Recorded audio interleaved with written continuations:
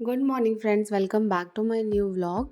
और आज मैं बहुत दिनों के बाद व्लॉग डाल रही हूँ। आप में से बहुत लोग कमेंट कर रहे थे कि दी आपका व्लॉग नहीं आ रहा है। तो उसके लिए कुछ रीज़न था, क्योंकि मेरी तबीयत बहुत ख़राब थी। मुझे कोल्ड कफ एंड फीवर हो गया था और उस वजह से मैं बहुत ज़्यादा लेज़ी फील कर रही थी और मैंने कोई भी व्लॉग मतलब लगभग 1 हफ्ते से शूट नहीं किया। लेकिन हाँ, आज मैं थोड़ा बेटर फील कर रही हूँ, उतना भी ज़्यादा अच्छा नहीं। तो मैंने सोचा कि चलो आज का वीडियो शूट करते हैं। लेकिन हाँ, बाकी वीडियोस की तरह फ्रेंड्स, इस वीडियो में आपको उतनी ज़्यादा एनर्जेटिक नहीं दिखूंगी। आपको मेरी वॉइस भी थोड़ी कम आ रही होगी, क्योंकि अभी मैं पूरी तरह से ठीक नहीं हुई हूँ। आई होप कि 1-2 दिनों में मैं अच्छे से ठीक हो जाऊँगी। और जब भी मेरी तबीयत ख़राब होती है ना फ्रेंड्स, तो मैं अपने हस्बैंड को बहुत मिस करती हूँ। और कभी कभी मतलब मेरे मन में बहुत अजीब अजीब ख्याल चलते हैं। आप मुझे बताइएगा कि आप मैरिड हैं तो आप भी ऐसा सोचती हैं क्या? मतलब कभी कभी मैं अपने मन में ऐसा सोचती हूँ कि अब किसी भी तरह से पॉसिबल नहीं है कि मैं अपने मायके में जाके सेट हो सकूं, वहाँ पे जाके रह सकूं, वहाँ मतलब पूरी ज़िंदगी निकाल सकूं। और जब ये ख़्याल कभी कभी मन में आता है तो इतना अंदर से लगता है कि जैसे पूरी ज़िंदगी ही उथल पुथल हो गई। जहाँ हम बचपन से रहते थे अब हम वहाँ रहते नहीं हैं, और जहाँ हम अभी रह रहे हैं वहाँ हमें मन नहीं लगता है। और मैं तो कभी-कभी इतना ज़्यादा मतलब रांची को मिस करती हूँ और मेरे दिमाग में अजीब-अजीब से ख़्याल आते हैं। कभी-कभी मुझे ऐसा लगता है कि अगर झारखंड टीचर की वैकेंसी आएगी तो मैं ज़रूर फ़िल करूँगी। लेकिन आपको पता है फ्रेंड्स, मेरे लिए किसी भी तरह से अब वापस झारखंड जाना पॉसिबल नहीं है, क्योंकि मेरे हस्बैंड की जॉब यहाँ बिहार में है। और झारखंड में आपको पता है कि आउटसाइडर लोग को केवल 5% या 10% सीट्स पर फ़ाइट करने के लिए दिया जाता है। तो उतने कम सीट पर किसी का भी एग्ज़ाम क्वालिफ़ाई करना पॉसिबल नहीं है। लेकिन हाँ, मैं कर सकती हूँ, क्योंकि मेरा रेसिडेंशियल जो है वो झारखंड का बना हुआ है।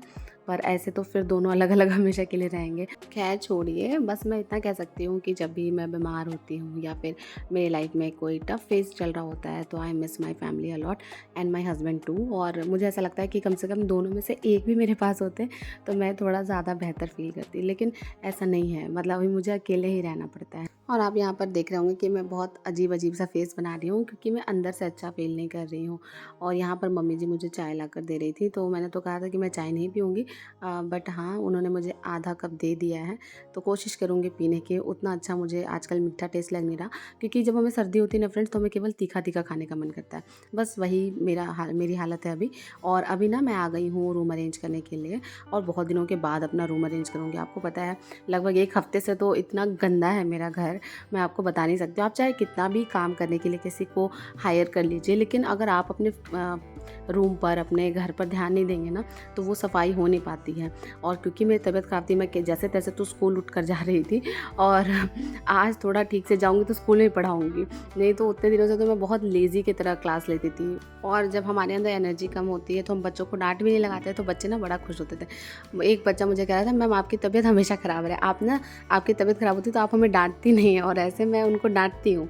मैं आपको बताऊँ, मैं स्टार्टिंग में बच्चों को बहुत कम डाँटती थी, लेकिन अब मेरी आदत है कि मैं उनको कुछ भी गलती करते हैं तो मैं उनको डाँट लगाती हूँ, क्योंकि ऐसे ना और अगर आप भी मतलब टीचर बनने वाले हैं तो आपको भी बता दे रही हूँ कि आप फर्स्ट डे से क्लास में थोड़ा स्ट्रिक्ट रहिएगा, नहीं तो बच्चे ना आपको बिल्कुल एकदम ईज़ी लेने लगेंगे। आप वो आपको समझेंगे कि अरे ये मैम तो मुझे कुछ नहीं करेगी, इनको तो कुछ भी बोल देंगे, इनको तो कुछ भी कह देंगे, इनके क्लास में कोई भी बदमाशी कर लेंगे। लेकिन हाँ, अगर आप फर्स्ट स्टार्टिंग में स्ट्रिक्ट रहिएगा थोड़ा, तो वो हिम्मत नहीं करते हैं अब ज़्यादा बदमाशी करने की, क्योंकि जब आप क्लास 8 के स्पेशली लड़कों को हैंडल करेंगी ना, तो उसमें आपको थोड़ा सा दिक्कत आएगी, क्योंकि वो उनका प्यूबर्टी पीरियड चल रहा होता है। तो इस पीरियड में थोड़ा सा उनके अंदर हार्मोन्स ज़्यादा निकलते हैं, और जब हार्मोन्स ज़्यादा निकलते हैं तो उनकी बदमाशियाँ भी बहुत अलग तरह की होती है, तो उनको टैकल करना बहुत ज़्यादा ज़रूरी होता है। तो ये चीज़ ना पहले से सीख कर जाइएगा, ये आपको बहुत ज़्यादा काम करेगा। ऐसा नहीं है कि बच्चों को हमेशा डांट लगानी है, मतलब थोड़ा सा ये सब सीख लीजिएगा कि जो बच्चे ज़्यादा बदमाशी करते हैं उनको ज़्यादा रिस्पॉन्सिबिलिटी देना चाहिए। जैसे अगर कोई बच्चा बहुत बदमाश है तो उसको रिस्पॉन्सिबिलिटी दे दीजिए कि तुम पूरे क्लास को मॉनिटर करोगे, तुम मॉनिटर हो क्लास के, तुमको ये सब काम करना है। तो इससे क्या होगा कि उसकी एनर्जीज थोड़ा अलग अलग जगह पर यूज़ होंगी, और उसके बाद उसके अंदर एक फीलिंग आएगी कि अगर मैं मॉनिटर हूँ तो मैं बदमाशी कैसे कर सकता हूँ। तो ये एक तरीका हो गया बच्चों को क्लास में मतलब इंगेज करने का, या फिर उनकी गलतियों को कम करने का। और ऐसे बहुत सारे ट्रिक्स एंड टैक्टिक्स आप जैसे जैसे आपको एक्सपीरियंस मिलेगा वैसे वैसे आप सीख जाएंगे। और अभी मैं यहाँ पर कपड़े डालने के लिए आ गई हूँ वॉशिंग मशीन में। फ्रेंड्स, बहुत दिन से कपड़े मेरे जमा हो गए थे और जब मैंने कपड़े डाल दिए तो फिर मैंने देखा कि एक जो दुपट्टा है मेरा पिंक कलर का, उसकी वजह से पूरा कलर हो मतलब निकल रहा है और उससे क्या होगा कि दूसरे कपड़े भी ख़राब हो जाएंगे। और मेरे साथ अक्सर ऐसा होता है, मैं बहुत कोशिश करती हूँ कि मैं मिक्स करके ना डालूँ, पर कोई ना कोई चीज़ ऐसी डल जाती है जो कि कलर, जिससे कि कलर निकलने वाला होता है। तो अभी मैं उस दुपट्टे को अलग कर दे रही हूँ और इसके बाद अब मैं आ गई हूँ स्किन केयर करने के लिए। फाइनली मैं नहा कर रेडी हो गई हूँ। और फ्रेंड्स, अगर आपको कोई कहना है कि स्किन केयर नहीं करना चाहिए तो मैं आपको कहूँगी कि नहीं, आपको करना चाहिए, क्योंकि मैंने दोनों चीज़ देखा है। स्टार्टिंग में मैं स्किन केयर करती थी और फिर मुझे बाद में लगा कि नहीं, इन सब चीज़ों का कोई फ़ायदा नहीं होता और मैंने छोड़ दिया था, तो मेरा स्किन बहुत ख़राब हो गया था। लेकिन अब जब दोबारा से करने लगी हूँ तो बिल्कुल मेरी स्किन ठीक है। और मैं आपको बता दूँ कि थोड़ा सा आपको बेसिक सिखा देती हूँ। जैसे जब आप कोई भी फेस वॉश यूज़ करके आते हैं तो आप टोनर ज़रूर अप्लाई कीजिए। टोनर कोई सा भी हो सकता है। अगर आपका फेस ऑयली है तो आप ऑयल कंट्रोल लगाइए, रोज़ वाटर टोनर लगाइए, राइस वाटर टोनर लगाइए। मतलब इस तरह के टोनर आते हैं मार्केट में, आपको जो फेस में सूट करता है वो आप लगाइए। तो मैं यहाँ पर यूज़ करती हूँ, एक तो है ग्लो टोनर और दूसरा मैं यूज़ करती हूँ राइस वाटर टोनर, जो कि मैंने न्यू लिया है। इसके अलावा मैं नाइसिनामाइड सीरम लगाती हूँ। नाइसिनामाइड सीरम इसलिए लगाया जाता है क्योंकि अगर आपके फेस पे बहुत सारे ओपन पोर्स हैं तो अगर आप उसको 6 महीने तक लगाएंगे रेगुलरली, एकदम रिलीजियसली फॉलो करेंगे, तो आपके फेस के जो ओपन पोर्स है या फिर अनइवन स्किन टोन होता है, जैसे मेरा अनइवन स्किन टोन था, तो वो उसको ना वो मिनिमाइज़ करता है। और अगर आपका एक्ने प्रोन स्किन है बहुत ज़्यादा, तो मैं आपको कहूँगी कि आप सैलिसाइक्लिक एसिड 2% यूज़ कीजिए। रात को डेली फेस वॉश करके सैलिसाइक्लिक एसिड आप मतलब 2 ड्रॉप अपने फेस पर लगा लेंगे तो ये ना बहुत ज़्यादा काम करता है, बहुत ही ज़्यादा। तो ये मैं इसलिए कह रही हूँ क्योंकि जब मैं क्लास 11th और 12th में थी तो मेरे फेस पे बहुत सारे पिंपल्स होते थे। तो मैंने ना एक डॉक्टर से दिखवाया था रांची में ही, तो उन्होंने मुझे सैलिसाइक्लिक एसिड फेस वॉश दिया था। तो वो जब मैं यूज़ करती थी तो उसके बाद ना मेरी स्किन पील ऑफ होती थी और मेरी स्किन ना बहुत अच्छी हो गई थी। और इसके बाद फिर मैंने इसको स्टार्ट किया जब मेरी जॉब लग गई, नहीं शायद जॉब से पहले ही 6 महीने पहले मैंने स्टार्ट किया था। और धीरे धीरे मेरे एक्ने की जो प्रॉब्लम थी या फिर कहीं कहीं पे जो एक्ने का डार्क स्पॉट हो जाता है वो धीरे धीरे मेरा रिड्यूस होने लगा। और जिसका भी मतलब ऑयली स्किन है या फिर जिनके स्किन में बहुत सारे पिंपल्स होते हैं तो उनके लिए सैलिसाइक्लिक एसिड ना मैजिक की तरह काम करेगा। तो आप ना ज़रूर यूज़ कीजिएगा। तो फाइनली अब मैं किचन में आ गई हूँ फ्रेंड्स अपना लंच पैक करने के लिए। और आज मेरे घर में बनी है फूल गोभी आलू की सब्ज़ी और रोटियाँ, तो यही मैं लंच के लिए ले जा रही हूँ। और यहाँ पर आपको आंटी थोड़ा थोड़ा दिख रही होंगी जो कि मेरी हेल्प करती हैं। और मैं आपको बताऊँ, मतलब अपने आप को ये कंफर्ट देने के लिए मैंने खूब मेहनत की है। मतलब जॉब से पहले भी मैं सोचती थी कि कोई मेरे घर में मतलब ऐसे एज अ हेल्पर रहे ताकि मैं थोड़ा ज़्यादा टाइम डिवोट कर सकूँ पढ़ाई को, क्योंकि 3 टाइम का खाना बनाना, बर्तन धोना, कपड़े साफ़ करना, झाड़ू पोछा करना, ये अपने आप में बहुत ज़्यादा काम होता है। लेकिन ऐसा पॉसिबल नहीं हो पाया था। लेकिन जब मेरी जॉब लग गई तो मैंने अपने हस्बैंड को क्लियरली कहा कि नहीं, अभी 10 घंटे जॉब करना और फिर साथ में ये सब काम करना, वो सब मेरे से नहीं हो पाएगा, क्योंकि लाइफ में और भी बहुत कुछ देखना है। सिर्फ ज़रूरी नहीं है कि अच्छा खाने तक ही सीमित रह जाएँ। जैसे होता है ना कि जो हमारा टेस्ट होता है हाथ का वो हमें ज़्यादा पसंद आता है, लेकिन मैं ऐसा सोचती हूँ कि जैसा आंटी बनाती है मैं वैसा खा लूँगी, क्योंकि इंसान का ध्यान सिर्फ़ और सिर्फ इसी पर नहीं होना चाहिए कि मुझे अच्छा खाना है, हेल्दी खाना है, इस पर ध्यान होना चाहिए। तो आंटी हेल्दी बनाती हैं तो मुझे ठीक है, मैं 2 रोटी खाती हूँ, मैं कैसे भी खा सकती हूँ उसको। क्योंकि इसके अलावा मुझे अभी आप जानते हैं कि मैं बीपीएससी की प्रिपरेशन कर रही हूँ, तो फिर मेरे पास टाइम कहाँ से आएगा। मैं कोई भगवान तो नहीं हूँ कि मैं सारा काम कर लूँगी और उसके साथ में फिर पढ़ाई भी कर लूँगी, नहीं, ये पॉसिबल नहीं है। और ऊपर से ना जो रेगुलर आना जाना होता है स्कूल, मेरा स्कूल 30 किलोमीटर दूर है फ्रेंड्स, उसकी वजह से मेरी तबीयत भी अक्सर आजकल ख़राब होती है। जब मैं प्रिपरेशन करती थी ना मेरी तबीयत रेयरली कभी ख़राब होती थी, लेकिन अब मेरी तबीयत बहुत ख़राब होती है। तो ये एक डिफरेंस मुझे देखने के लिए मिल रहा है, तो उसकी वजह से मैं रेगुलर नहीं रह पाती हूँ। हाँ, बहुत सारे लोग ऐसे भी हैं जिनका स्कूल 60 से 70 किलोमीटर दूर है। तो आप में से जितने लोग बिहार में जॉब करने आ रहे हैं तो आप ये समझ लीजिए कि यहाँ पे आपको ज़रूरी नहीं कि शहर में आपकी पोस्टिंग हो जाए, बहुत ज़्यादा इंटीरियर में भी हो सकता है। तो उन सब चीज़ों के लिए आप रेडी रहिए फ्रेंड्स। तो फाइनली मैं निकल गई हूँ स्कूल जाने के लिए। और ये देखिए कुछ ऐसा रास्ता है, जब मैं स्कूल जाती हूँ तो बहुत सारी ग्रीनरी भी देखती हूँ, लेकिन मैं क्या करूँ, मैं शहर में पली बड़ी हूँ तो मुझे शहर ज़्यादा अच्छा लगता है। सवेरे लेकर तेरा नाम प्रभु,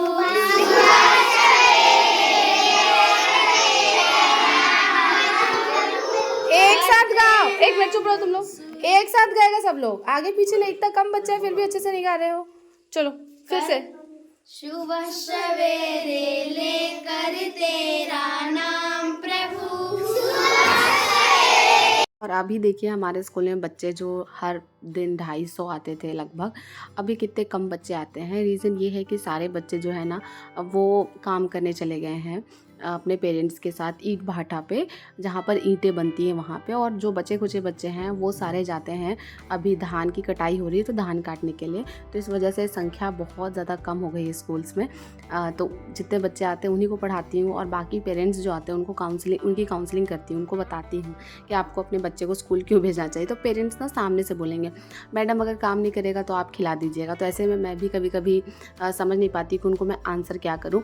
बट हाँ, अपने स्तर से तो मैं बहुत ज़्यादा कोशिश करती हूँ कहने के लिए कि बच्चों को स्कूल भेजिए।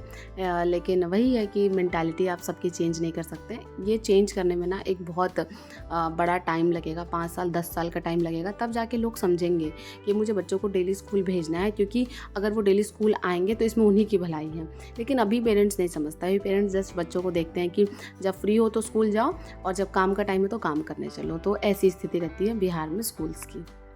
तो फाइनली मैं स्कूल से आ गई हूँ फ्रेंड्स, और स्कूल से आने के बाद मैं सबसे पहले पीऊँगी 1 गिलास पानी, क्योंकि बहुत ज़्यादा मुझे थकान फ़ील होती है आजकल जब भी स्कूल से वापस आती हूँ तो। और एक तो टाइमिंग का सच में मतलब बहुत गंदा टाइमिंग है स्कूल्स का 9 से लेके 4:30 बजे तक। और जो मेरा गाँव है ना, गाँव से बाहर निकलते निकलते मुझे 5 बज जाते हैं, क्योंकि मेरा स्कूल ना गाँव के एकदम एंड पे है, सबसे लास्ट में है। और सोचिए सबसे लास्ट में मैं जाती हूँ, मतलब गाँव से बाहर निकलने में आधे घंटे का टाइम लगता है, और फिर मुझे 1 घंटे स्कूटी चलाना होता है। तो टोटल इतना टाइम मैं ट्रैवल करके फिर मैं घर आती हूँ। और घर आने के बाद अभी मैं मम्मी जी से बातें कर रही हूँ, और अभी थोड़ी देर के बाद चली जाऊँगी पढ़ाई करने फिर।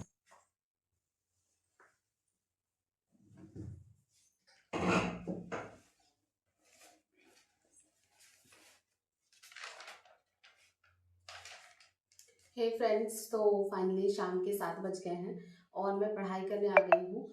और मेरी प्रॉब्लम ये है कि पहले मेरे पास 2 फ़ोन हुआ करता था। तो मैं एक फ़ोन से क्या करती थी, पढ़ाई करती थी, और दूसरे फ़ोन से वीडियो रिकॉर्ड करती थी। लेकिन मेरा वो फ़ोन ना फ्रेंड्स ख़राब हो गया है, तो अब जिस फ़ोन से मैं रिकॉर्डिंग कर रही हूँ, बस वही फ़ोन है मेरे पास वीडियो देखने के लिए भी। तो इसलिए मैं आपको दिखा नहीं पाऊँगी कि मैं एक्चुअली में कौन सा लेक्चर देख रही हूँ। खैर छोड़िए। सबसे इम्पॉर्टेंट बात जो मैं आपसे करना चाहती हूँ फ्रेंड्स, वो ये है कि TRE 3.0 का रिजल्ट डिक्लेयर हो गया है। और कल शाम से ही बहुत सारे लोग जो हैं वो मुझे मैसेज कर रहे थे कि दी मेरा सिलेक्शन हो गया, मेरा सिलेक्शन हो गया। तो आप में से जितने लोगों का भी सिलेक्शन हो गया, आप सबको मेरी तरफ से कॉन्ग्रेचुलेशंस। और आप में से बहुत लोग ये भी पूछ रहे थे कि दी आपका सिलेक्शन हुआ कि नहीं, आपका रिजल्ट क्या हुआ वो बताइए। तो मैं आपको बता दूं कि अभी जो रिजल्ट है 1 to 5th और 6 to 8th का ही डिक्लेयर हुआ है। और मैं ऑलरेडी क्लास 6 to 8 में पोस्टेड हूँ। फरवरी से ही मुझे अभी 10 महीने जॉब करते भी हो गए हैं। TRE 2 में मैं सेलेक्ट हुई थी। तो TRE 3 में मैंने एग्जाम दिया था हाई स्कूल का। हालांकि TRE 2 में मेरा हाई स्कूल में सिलेक्शन हो गया था, बट डिस्ट्रिक्ट मेरा डिफरेंट था। और TRE 3 में एग्जाम देने का पर्पज़ भी मेरा यही था कि मैं और मेरे हस्बैंड दोनों अलग अलग जगह पे पोस्टेड हैं। तो अगर हम एग्ज़ाम देंगे तो मे भी भगवान की कृपा से हम एक जगह आ जाएंगे। लेकिन उस टाइम पे ना हमारे ACS जो थे वो के पाठक थे, तो वो बहुत स्ट्रिक्ट थे, वो रूल रेगुलेशन को बहुत ज़्यादा फॉलो करते थे। लेकिन संयोग देखिए कि वो मतलब शिक्षा विभाग से हट भी गए, और जो नए ACS है उन्होंने ट्रांसफ़र पोस्टिंग का भी जो फॉर्म है वो निकाल दिया है अभी। तो अभी मैं यहाँ चाहूँ तो TRE 2 में भी ट्रांसफ़र पोस्टिंग अपना करवा सकती हूँ। और देखते हैं TRE 3 में जब 9th-10th का रिजल्ट आता है तो मेरा क्या रहता है रिजल्ट। फिलहाल जितने लोगों का सिलेक्शन हो गया उनको मेरी तरफ से बहुत बहुत बधाई। और जिनका सिलेक्शन नहीं हुआ है मैं उनको कहूँगी कि आप थोड़ा सा धीरज रखिए, और आप एनालाइज कीजिए कि आपने कौन सी गलतियाँ की थी जिसकी वजह से आपका TRE 3 में सिलेक्शन नहीं हो पाया है। अगर जिनका 5 6 या 7 8 नंबर से छूटा है उनको तो मैं कहूँगी कि आप TRE 4 के लिए अपने आप को रेडी रखिए। क्योंकि बहुत सारे लोग पूछते हैं कि TRE 4 की वैकेंसी आएगी या नहीं। ज़रूर आएगी फ्रेंड्स, क्योंकि अभी है इलेक्शन, और बिहार में इलेक्शन के टाइम में खूब सारी वैकेंसीज आती हैं। TRE 5 का अगर आप कहेंगे ना तो उसमें मुझे थोड़ा डाउट है, लेकिन TRE 4 के लिए तो बिल्कुल भी डाउट नहीं है, क्योंकि TRE 4 की वैकेंसी कंफर्म आएगी। और मैं आपको कह रही हूँ ये नेक्स्ट ईयर तक आ जाएगा और चुनाव के लगभग में आएगा। तो अभी भी आपके पास 2 से 3 महीने का टाइम है। तो जिनका भी कुछ नंबर से छूट गया है, आप पहले एनालाइज कीजिए कि आपके साथ क्या प्रॉब्लम हुआ। जैसे बहुत लोग होते हैं कि एग्जाम हॉल में जाते हैं, वहाँ पे नर्वस हो जाते हैं और क्वेश्चन आता हुआ उनसे छूट जाता है। बहुत लोगों का स्पीड मेंटेन नहीं हो पाता, स्पेशली मैं मैथ साइंस की बात करूँ तो, क्योंकि मैथ्स के 40 क्वेश्चन होते हैं, साइंस के 40 क्वेश्चन होते हैं। तो मैथ्स में क्वेश्चन जो है वो सॉल्व करने वाला होता है, थोड़ा लेंदी होता है, और साइंस में भी अगर न्यूमेरिकल पूछ दिया जाता है तो वो थोड़ा सा लेंदी बन जाता है, तो टाइम इशू होता है। अगर मैं बात करूँ मैथ साइंस के सब्जेक्ट की, तो आप थोड़ा सा टाइम मैनेजमेंट सीख लीजिए। आप देखिए कि आपका आपने कौन कौन सी गलतियाँ की, कौन कौन किस किस जगह पर आपने कुछ नहीं पढ़ा होगा, कुछ टॉपिक आपका छूट गया होगा, उन सबको कवर अप करते हुए आप टीआरई 4 की तैयारी कीजिए, क्योंकि टीआरई 4 की वैकेंसी ज़रूर आएगी फ्रेंड्स, ये कंफर्म है। और अभी आप हिम्मत हार जाएंगे ना और सोचेंगे कि नहीं, या फिर दुविधा में आ जाएंगे या नेगेटिव सोचने लगेंगे कि पता नहीं टीआरई 4 की वैकेंसी कब आएगी, हमें पढ़ना चाहिए या नहीं पढ़ना चाहिए, और ऐसे में आप 1-2 महीना बर्बाद कर देंगे। तो मैं आपको बता रही हूँ टीआरई 4 में भी आप कुछ नंबर से छूट जाएंगे। तो इसीलिए ये गलती बिल्कुल भी मत कीजिएगा, ठीक है। आप अभी से ही पढ़ना शुरू कीजिए, ठीक है। आपका सिलेक्शन नहीं हुआ कोई बात नहीं, आपने थोड़ा सा दुख मना लिया, थोड़ा सा शोक मना लिया, अब नेक्स्ट अपॉर्चुनिटी के लिए खुद को रेडी रखिए और आज से ही पढ़ना शुरू कर दीजिए। टाइम बिल्कुल भी बर्बाद मत करिए दोस्तों। अगर आप बर्बाद करेंगे टाइम, तो वैसे ही आपके साथ होगा कि नेक्स्ट टाइम पे भी आपका 1-2 नंबर से छूट जाएगा, और अभी जो अफसोस फील कर रहे हैं ना, वो अफसोस आप बाद में भी फील करेंगे। तो इसीलिए ज़रूरी ये है कि बिना टाइम वेस्ट किए पढ़ना शुरू कीजिए। तो ये तो हो गई टीआरई 4 की बात। और जिनका सिलेक्शन हो गया है उनको मैं बता दूं कि कौन कौन से डॉक्यूमेंट हमें लेकर जाने होते हैं डॉक्यूमेंट वेरिफिकेशन के लिए। अगर हमारा मैट्रिक में नाम थोड़ा अलग है, कुमारी आगे लिखा हुआ है, बहुत लोगों का ऐसा प्रॉब्लम होता है कि मैट्रिक में नाम थोड़ा अलग होता है और आगे के डॉक्यूमेंट में अलग नाम होता है, या फिर पापा का नाम थोड़ा मिस्टेक हो जाता है, तो उसमें क्या करें। एस्टेट के सर्टिफिकेट में आपका कुछ गड़बड़ी है तो उसके लिए क्या करें। डॉक्यूमेंट वेरीफाई करने जाना है अगर, तो कौन कौन से डॉक्यूमेंट लेके जाने हैं, कितना सेट लेकर जाना है, कितने फाइल बनाकर जाने हैं, ये सारी चीज़ें मैं आपको एक वीडियो में, सेपरेट वीडियो आपके लिए ले आऊँगी जल्दी, और आपको डिटेल में बता दूंगी कि आपको क्या क्या करना है, और उससे ना आपको कोई परेशानी कोई तकलीफ नहीं होगी। फिलहाल तो आप अपने सक्सेस को एंजॉय कीजिए और मेरे साथ भी शेयर कीजिए। तो चलिए फ्रेंड्स, अब मैं पढ़ना शुरू करती हूँ और मिलूंगी आपसे नेक्स्ट वीडियो में। अभी मेरा टारगेट है कम से कम 7 से 10 बजे तक पढ़ लेने का, कम से कम 3 घंटे, और इतना पढ़ने के बाद फिर मैं बाकी जो काम है खाना पीना और फिर सो जाऊंगी। तो चलिए मिलती हूँ आपसे नेक्स्ट वीडियो में। अगर आपको ये वीडियो अच्छी लगी हो तो लाइक कर दीजिए, चैनल पर नए हैं तो सब्सक्राइब कर दीजिए। Bye bye and take care.